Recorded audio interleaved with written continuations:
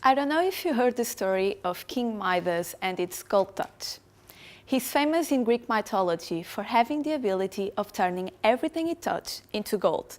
Trees, buildings, objects, everything. But then he realized that even the food was turned into gold. And suddenly, the richest man on earth was actually starving. And no, my PhD is not about gold, unfortunately. But nowadays, it seems that we are facing a similar situation. It seems that everything we touch is made of plastic, even our clothes.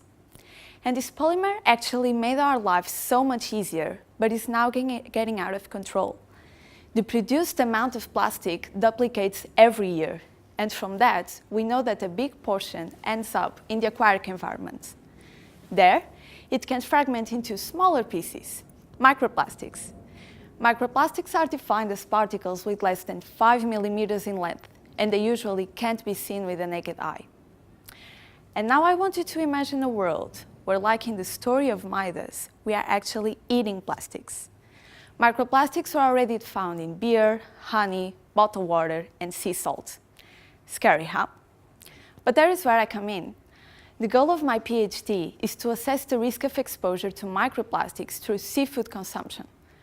We know that marine invertebrates are vulnerable to microplastics exposure, and as seafood is part of our diet, it is also a route for human exposure.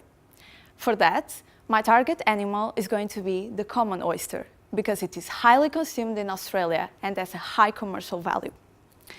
We deployed these animals in several aquatic locations. We left them on a holiday for a period of time, and after that, we've collected them and analyzed them. We are trying to develop more accurate techniques to actually quantify microplastics in seafood, which can be a real challenge. I can tell you that so far, we already found some polyester fibers in these animals. Besides that, I also want to do realistic exposure experiments to actually understand what happens to the particle inside of the oyster, in terms of accumulation, translocation, possible elimination, who knows? And I know that I'm still in an initial phase, but I hope that in 2 or 3 years, I'll be able to give you a measure of possible microplastics implications to human health.